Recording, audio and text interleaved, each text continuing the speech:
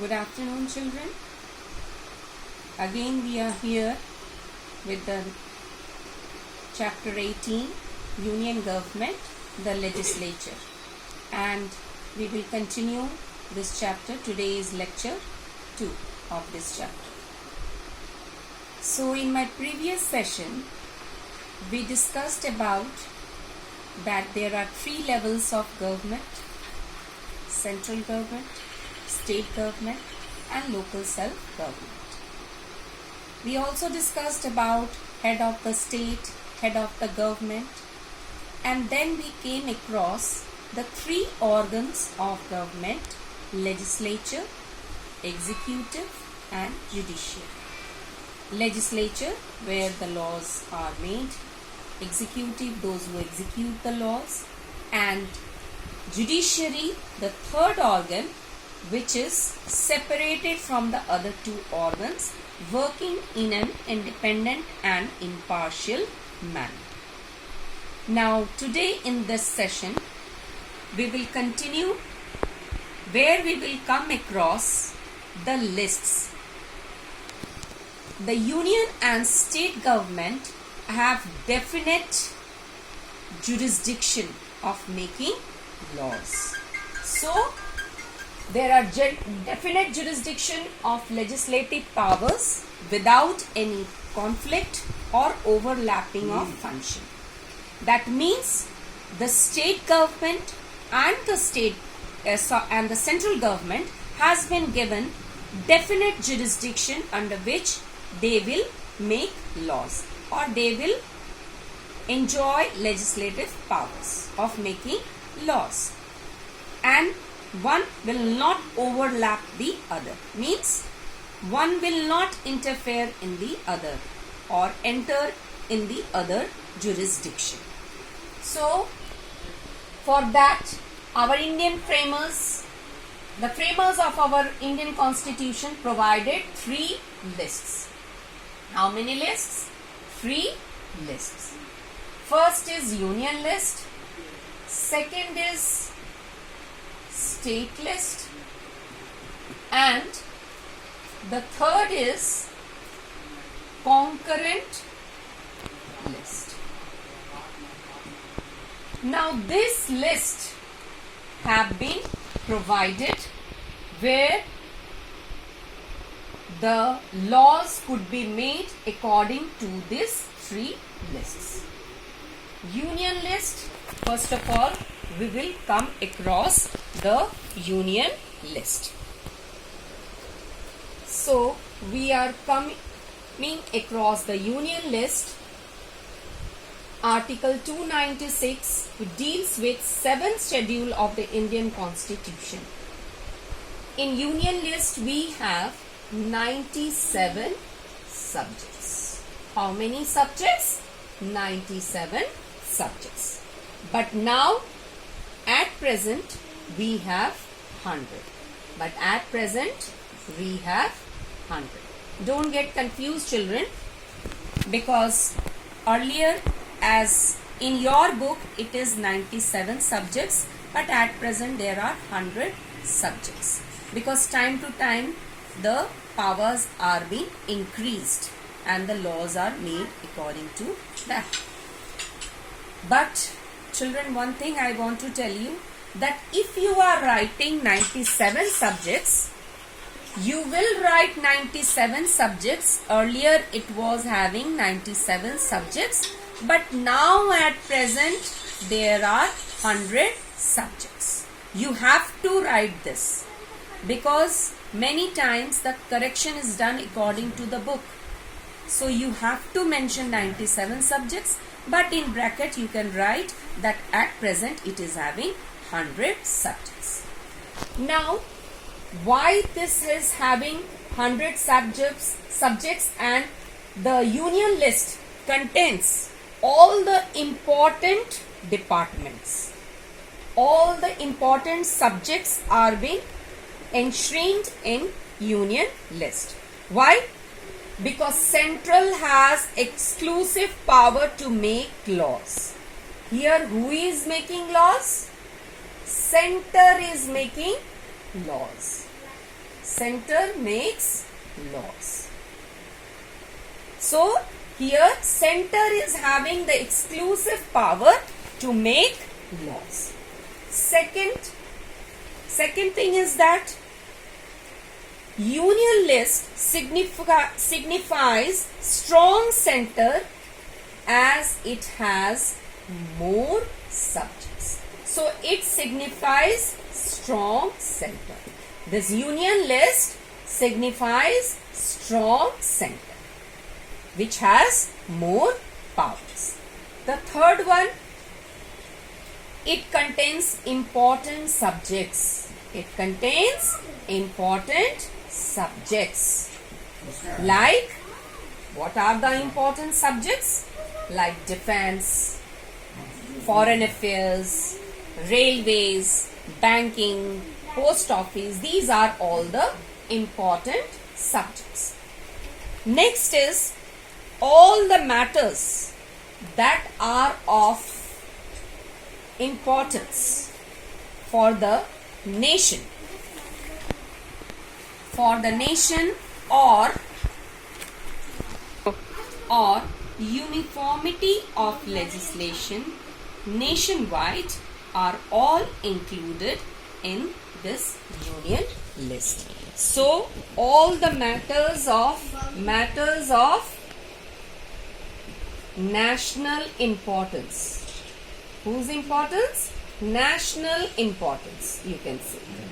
Means when we are thinking about the country, then who will make the laws on this? Union government. So these are all the subjects, 97 subjects. Who will make the laws under this union list?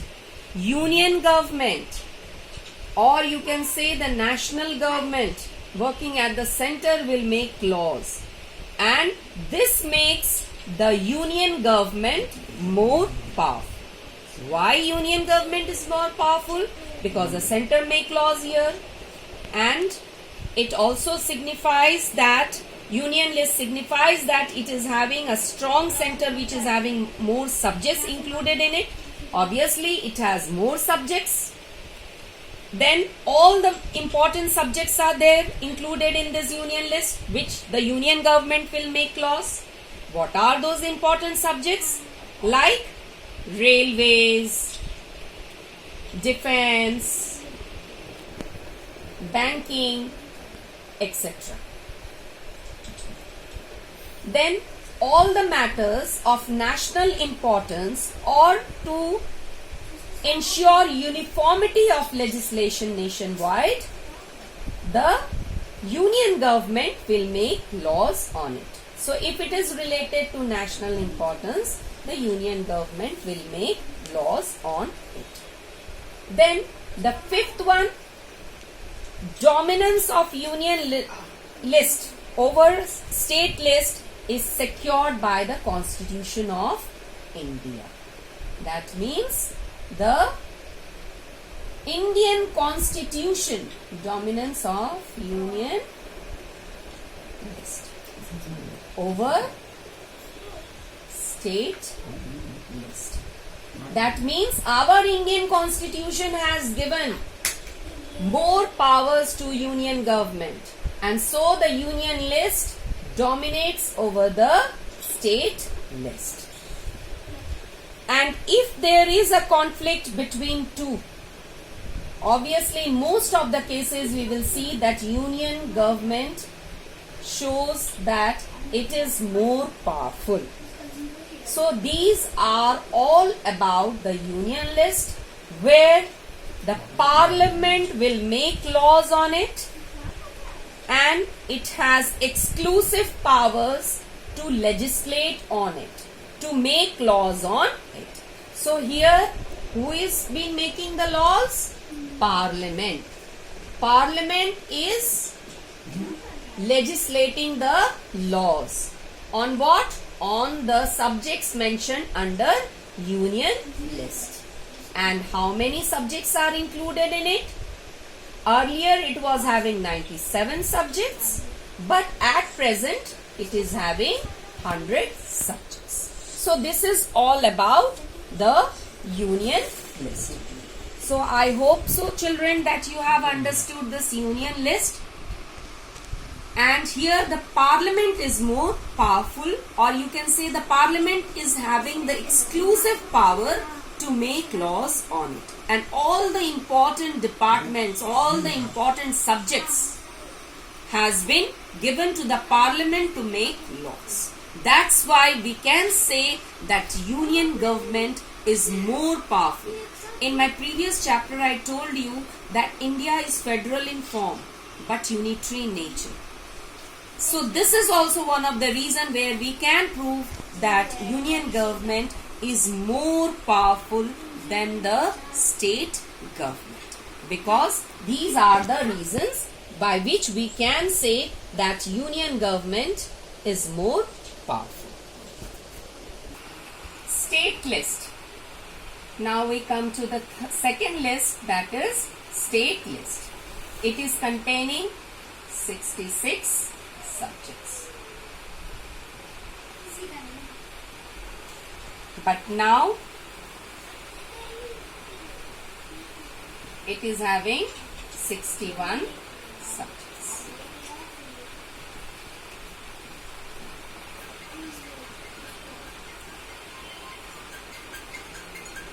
Earlier it was having 66 subjects, but now it has 61 subjects. 5 subjects have been shifted to concurrent list. Here, who will make laws? State legislature will make laws. State legislature make laws. Now, what are those subjects which has been included in it? Like public health, local government, police, state police are the subjects where the state legislature make laws. Now I told you that 5 subjects have been shifted to concurrent list at present now. But again I am telling you that you will write 66 subjects and now it is having 61 subjects. This you have to write because according to book you have to follow it.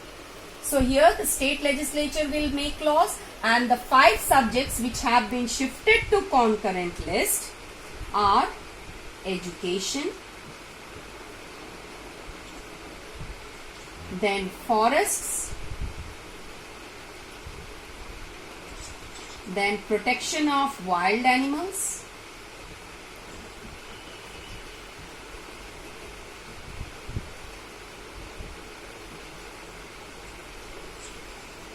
administration of justice, and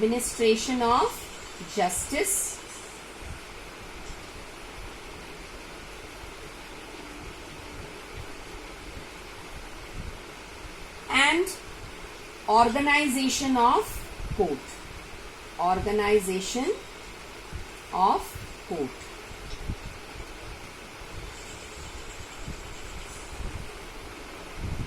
This you don't have to make a note on it. I am just giving you latest update about this.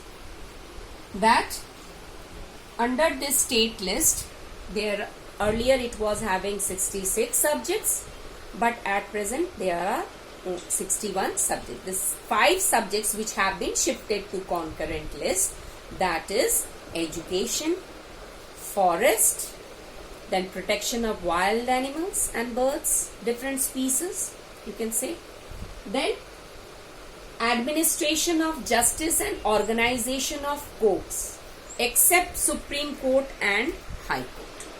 So this you don't have to make the notes, but you should know about this. I am giving you the current updates on it. So these are the 5 subjects which have been shifted to concurrent list. So here who will make the laws? State legislature. But in certain circumstances, if there will be a clash of decision between parliament and state legislature, then the laws which will be made by the parliament, that will prevail. So here state legislature has the power to make laws, but in certain circumstances the parliament can also make law. And if there will be a clash of decision between them two, between the two legislatures, that is state legislature and the parliament, then there the laws made by the parliament will prevail. So again here is the point where we can say that union government is more powerful than the state government.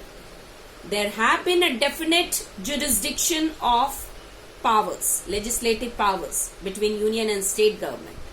But there are some circumstances, or you can say some situations arises where it is been proved that central government is more powerful. So here state legislature will make laws, but if in any some certain circumstances the parliament, who is having the exclusive power to make laws on union list, if the parliament make laws on state list, then ultimately the laws made by the parliament will prevail here. So this is all about the state list. Now we come to concurrent list, where it has how many subjects? 52 subjects. Earlier it was having 47 subjects earlier, but now it is having 52 subjects. As I told you that these 5 subjects have been shifted to, these 5 subjects has been shifted to concurrent list. So here in this concurrent list, at present it is having 52 subjects. These 5 subjects which has been shifted from state list to concurrent list. In this concurrent list, both parliament and state legislature both can make laws. Both can make laws. Parliament as well as state legislature can make laws on the subjects mentioned in concurrent list. Now what are those subjects mentioned in concurrent list? Like marriage, divorce, transfer of property, land, medicine, or any steps for the labor welfare. These are all subjects mentioned in concurrent list. So here parliament and state legislature both can make laws, but again if there is a clash of decision between these two, then again in that situation the laws made by the parliament will prevail. So again it shows that central is more powerful than the state government. Now apart from this union, state and concurrent list, we have also residuary subjects. We have also residuary subjects. The next is your residuary subjects. With the passage of time, if the circumstances are being there to make laws, then the parliament has the power to make laws under this residuary subjects. Now this residuary subject is not enumerated in the 3 lists. What are those 3 lists? Union government, state, that is union list, state list and concurrent list. So residuary subjects, the subjects which are included in this residuary subjects that are not mentioned in union list, state list and concurrent list. And here who will make the laws? Parliament. Parliament will make the laws. So with the passage of time, if there is a need to make laws, then the parliament can make laws And what are those subjects? That is your e-commerce,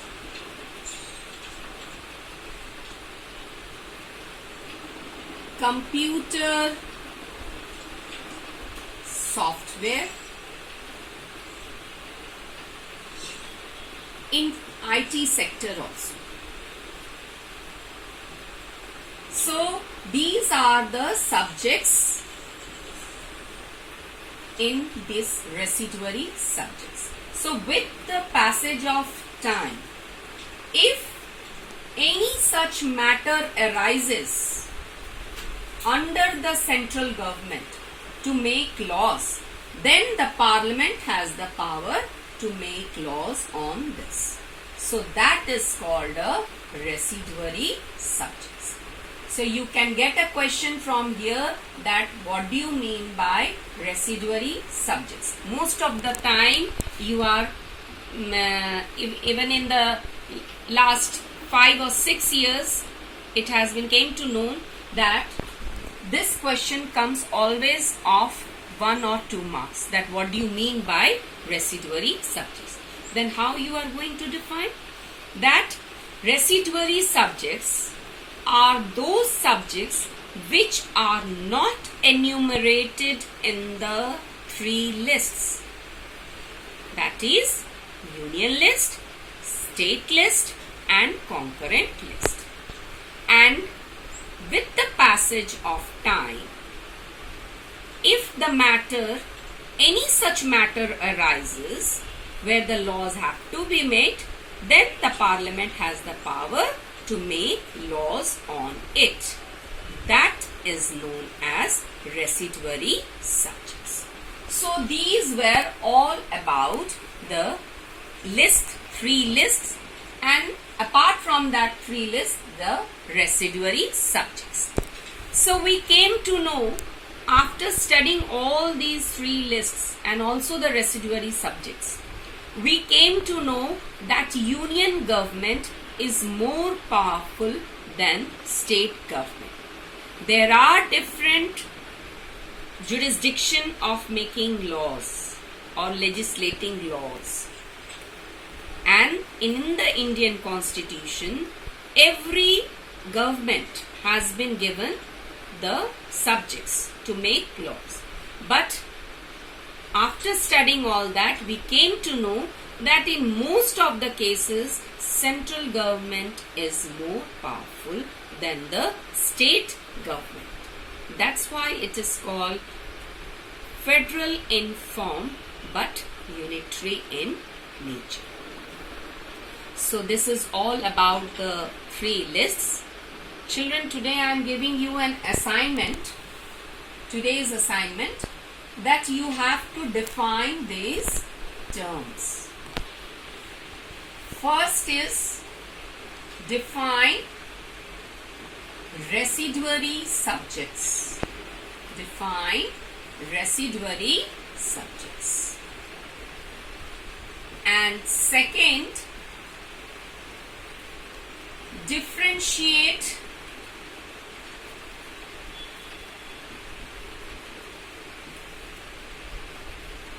between union list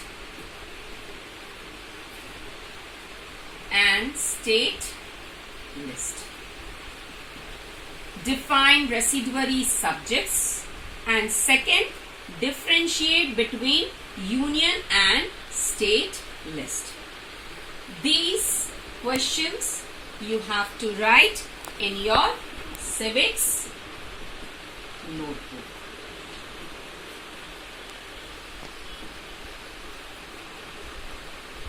So this is your assignment which you have to do it in your civics notebook. Thank you.